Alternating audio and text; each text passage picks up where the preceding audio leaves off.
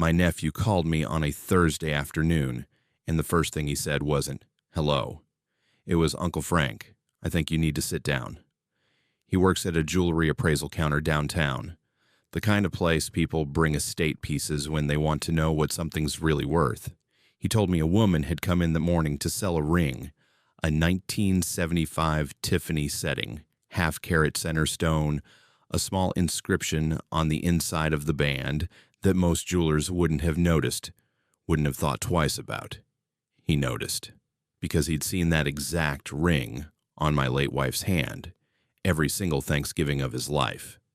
The woman selling it was my daughter-in-law, Melissa. She didn't recognize him. He'd grown a beard since she'd last really looked at him, and honestly, I don't think she'd ever looked at him closely at all.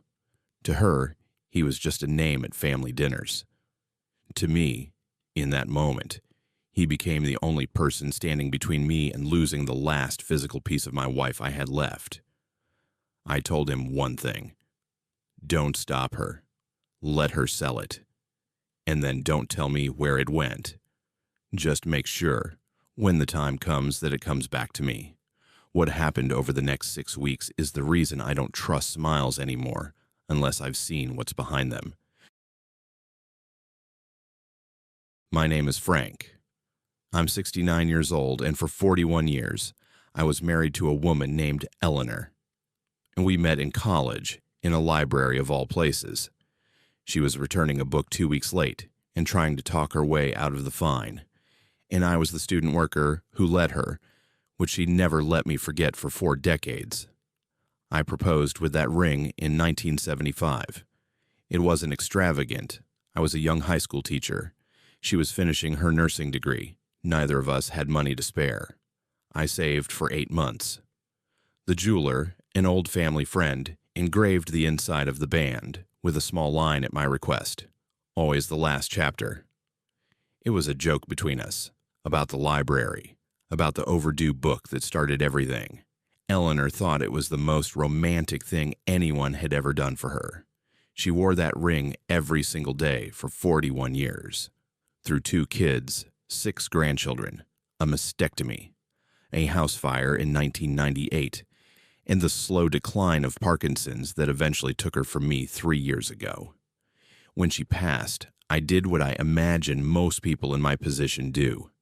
I kept her things close. Her reading glasses stayed on the nightstand for over a year before I could bring myself to move them. Her ring I kept in a small wooden box in my dresser drawer, not worn, just held. The physical proof that 41 years had actually happened, that it wasn't something I'd imagined. About 8 months after Eleanor passed, my son David asked if I'd consider giving the ring to his wife, Melissa. He framed it beautifully. "Mom would want it worn, not sitting in a drawer," he said.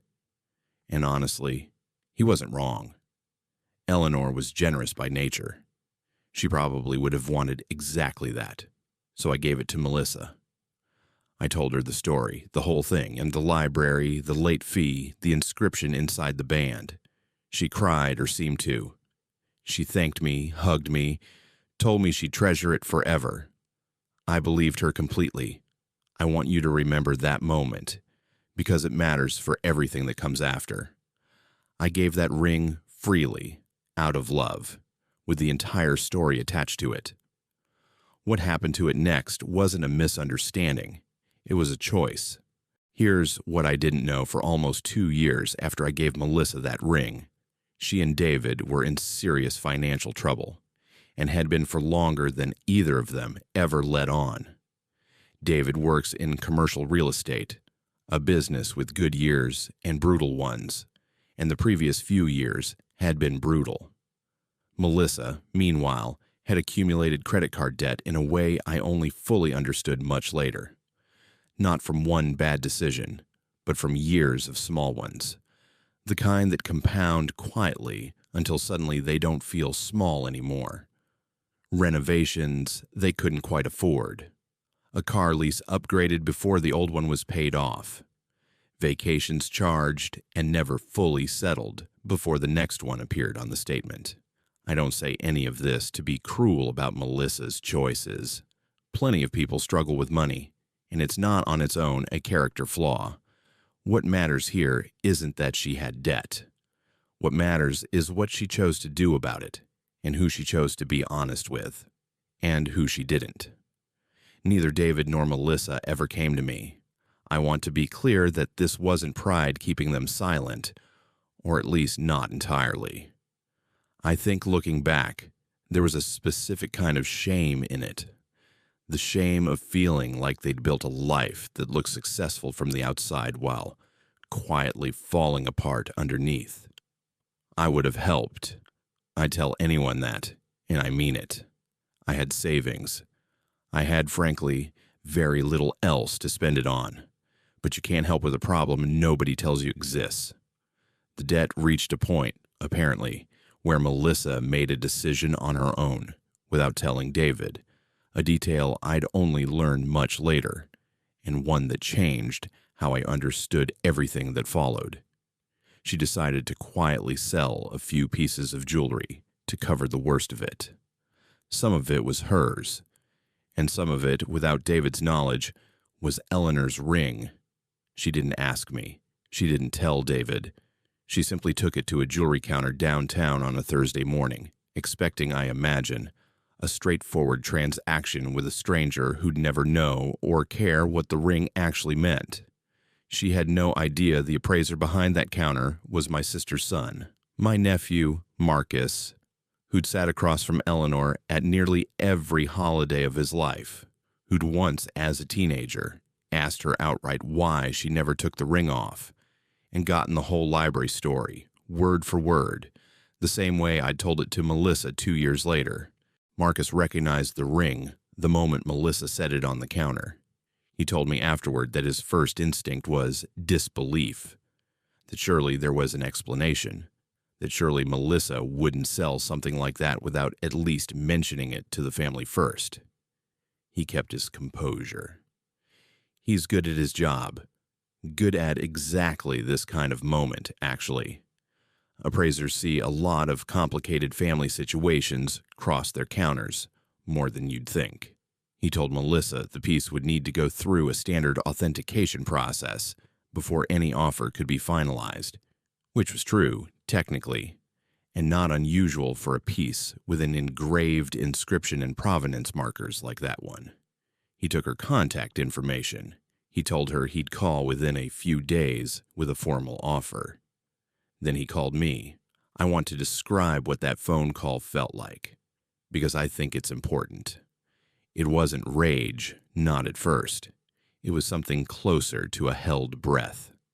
The particular stillness that happens right before you understand something is about to change permanently, and you have about 4 seconds to decide how you're going to handle it before your body picks a reaction for you. I asked Marcus one question.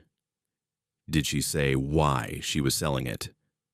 He said Melissa had told him it was just an old family piece we don't really wear anymore. Better to let it go to someone who will appreciate it. Not a lie about debt, not desperation. A small casual dismissal of 41 years, delivered to a stranger she didn't recognize as family. That detail, more than anything else, was what settled my decision about how to handle this. If she'd been honest, if she'd told Marcus, even a stranger, my mother-in-law passed and I need to sell this to cover some bills, I think I would have responded very differently. There's no shame in financial hardship, but the casual dismissal, the small lie designed to make an act of quiet desperation look like simple indifference, told me this wasn't only about money. It was about not wanting to be seen struggling, even at the cost of being dishonest about something that mattered enormously to someone else. I told Marcus what I want to tell you now, because I think it's the heart of how I handled everything that followed. Don't stop her. Let the sale happen exactly the way she intends it to happen. Just make sure, quietly, that when it's finished, the ring ends up back with me. Bought, not reclaimed, not confronted over, simply and legally purchased at full appraised value the way any other buyer would purchase it. Here's what I want you to understand about the 6 weeks that followed. I never once confronted Melissa. I never told David what I knew. I let the entire transaction proceed exactly as she believed it was proceeding. A private, anonymous sale to cover debts she was too ashamed to admit existed. Marcus called her back within the week with a formal offer. $4,200, a fair and honest appraisal for the piece, its craftsmanship, and its diamond's clarity. Nothing inflated, nothing suspicious, exactly what any reputable jeweler would offer. Melissa accepted immediately. Marcus processed the transaction through the store's normal channels, and technically legally, the ring became store inventory, available for purchase by anyone who walked through the door and made an offer. 2 days later, I walked through that door. I paid the store's listed resale price. A small markup above what Melissa was paid, standard practice, nothing unusual, nothing that would raise any questions if anyone ever looked at the paperwork. I have the receipt.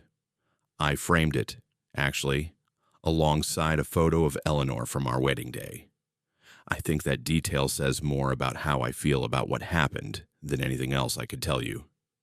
During those 6 weeks, I saw Melissa twice. Once at a birthday dinner for one of my grandchildren, once in passing when I dropped off some tools David had borrowed. Both times, she was warm with me. Entirely normal. No hint of guilt or awareness that anything had shifted. I was warm back. I asked about her week. I complimented a necklace she was wearing, something new, something I now understood with total clarity exactly how she'd afforded. I want to pause here and ask you something because I think it's the real question at the center of this whole story. Have you ever had to sit across a table from someone, smiling, knowing something about them that would completely change how the room saw them, and choosing deliberately to wait? That waiting is its own kind of discipline. It's not weakness.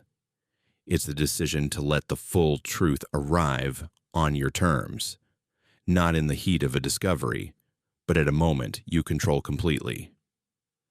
I wasn't punishing Melissa during those 6 weeks. I want to be honest about that. I was simply making sure the facts were fully, permanently settled before I said a single word about any of it. Because once you confront someone, the conversation becomes about the confrontation. I wanted the conversation to be about the truth. I chose Thanksgiving to say something, not out of cruelty, but because it was the one time of year the whole family was reliably together, and because Eleanor loved Thanksgiving more than any other day of the year. It felt right somehow to let this happen on a day that had always belonged to her. Dinner was almost finished. Dessert was on the table. I asked gently if I could say a few words, which wasn't unusual. I'd made small toasts at holidays for years, usually something about gratitude, about missing Eleanor, the kind of soft, sentimental thing people expect from a widower at a family table. I talked briefly about the library, about the overdue book, about a young woman 49 years ago who talked her way out of a fine and, in doing so, talked her way into the rest of my life. I saw a few soft smiles around the table, Melissa's included. Then I reached into my jacket pocket and set the small wooden box on the table. The same box I'd kept in my dresser drawer for 8 months after Eleanor passed. The same box I'd given to Melissa 2 years earlier, now returned to me by way of a jewelry counter and a nephew who happened to remember an inscription. I wanted to bring this out today, I said, because I recently had the chance to buy it back. The table went quiet, in the way tables go quiet when something's about to be understood before it's fully been said out loud. I watched Melissa's face change in real time. Not dramatically, not with a gasp, just a slow draining of color, the particular look of someone doing rapid math in their head and arriving at an answer they desperately didn't want. David looked between his wife and me, confused. "Buy it back from where?" "From a jeweler downtown," I said, keeping my voice even, gentle, deliberately without any edge to it. Turns out the appraiser who handled the sale is Marcus. He recognized the inscription immediately. Always the last chapter isn't a phrase that shows up twice by coincidence. I didn't look at Melissa when I said it. I want to be honest about that choice. I wasn't trying to publicly shame her, even though, in effect, the room understood exactly what had happened without me needing to say her name at all. I looked at the box. I opened it, slid the ring onto the table where everyone could see it. And I said simply, "I just wanted everyone to know it's home now. That's all. I'm not angry. I just wanted it back where it belongs." Melissa left the table not long after, understandably overwhelmed, and David followed her a few minutes later. I didn't chase the moment. I let dessert continue. Let my grandchildren keep talking about whatever 8-year-olds talk about at holiday tables. Let the evening settle around the new quiet truth sitting in the middle of it. David called me 2 days later. He hadn't known about the debt, not the full scope of it. Melissa had kept most of it from him too, which, in a strange way, softened how I felt about the whole situation. This wasn't a woman scheming against a family that trusted her. This was someone drowning quietly, making a bad decision under pressure, and then compounding it with a small dishonesty to avoid facing what the decision actually meant. I told David the truth. I wasn't interested in punishing Melissa, and I never had been. I was interested in making sure Eleanor's ring didn't disappear into a stranger's jewelry box without anyone in the family ever knowing what happened to it. Those are two very different goals, and I think it mattered that David understood which one I'd actually been pursuing. Melissa and I had a real conversation about 3 weeks later, just the two of us, over coffee she initially seemed nervous to sit through. She apologized, genuinely, not for the debt itself, but for the small lie she'd told Marcus, the casual dismissal of something that clearly meant far more to me than she'd let herself consider in the moment she needed money most. I told her I understood desperation better than she might think, that Eleanor and I had lived through a house fire and a mastectomy, and years where money was tighter than either of us liked to admit, and that the shame of struggling is real, and I didn't fault her for feeling it. What I did tell her, honestly, was that shame handled through silence and small dishonesty almost always costs more, eventually, than shame handled through simply asking for help. She agreed. I think she'd already arrived at that conclusion on her own, in the quiet weeks after Thanksgiving, long before I said it out loud. David and Melissa are doing better now, financially and otherwise. I helped. Once I actually knew there was something to help with. Not extravagantly, but enough to close the worst of the debt without either of them carrying that weight alone anymore. The ring stays with me now, in the same wooden box, in the same dresser drawer. I haven't decided yet whether I'll pass it down again someday. To a grandchild, maybe, when the right moment arrives. For now, it's simply home, the way it should be. If there's one thing I'd want you to take from this story, it's this. You don't have to raise your voice to protect what matters to you. Sometimes the most powerful thing you can do is let the truth surface exactly on your own timeline. Quietly, undeniably, without ever needing to accuse anyone of anything at all. She thought she was selling a ring to a stranger who'd never know the difference. She had no idea that the people who love you rarely let go of the things that hold your whole story inside them. And sometimes, they show up in the last place you'd expect, ready to bring it home.